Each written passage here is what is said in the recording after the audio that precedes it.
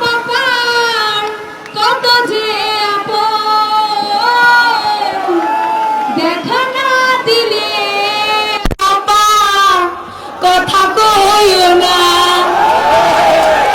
দেখা না দিলে আপা কথা কইও না। আসলে আপা যদি ওই হিন্দুস্তানে থেকে আসলে মনের মধ্যে ফুল ফুটায় আর লাঠি ফুটায় তাহলে তো লাভ হবে না। আমরা তো চাই আপাকে এই গুলিস্তানে।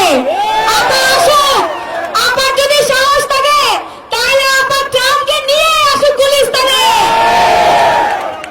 আমরা বলবো যে নূর হোসেনের গণতন্ত্র দিবসকে আপা পুঁজি করে আজকের এই গুলিস্তানে তারা সমাবেশ ডেকেছে। সেই নূর হোসেন কি ছিল, তার বুকে কি লেখা ছিল? স্বৈরাচার নিপাচ্চা।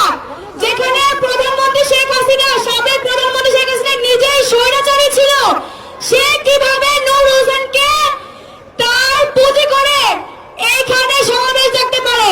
আসলে আওয়ামী লীগ আর তার ছাত্র সংগঠন ছাত্রলীগ তাদের কোনো লজ্জা শরম নাই বলে তারা এখনো পর্যন্ত এইভাবে এখানে সমাবেশ দেখতে পারে।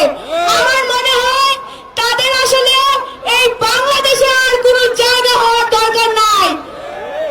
আমি আসলে বলতে চাই আপা, আপনার কর্মীরা সত্যি বিরিয়ানি না হলে আপনি এখনো দিল্লিতে বসে থাকা সত্ত্বেও তারা বিরিয়ানির লোভে গুলিস্তানে সমাবেশ ডাকে।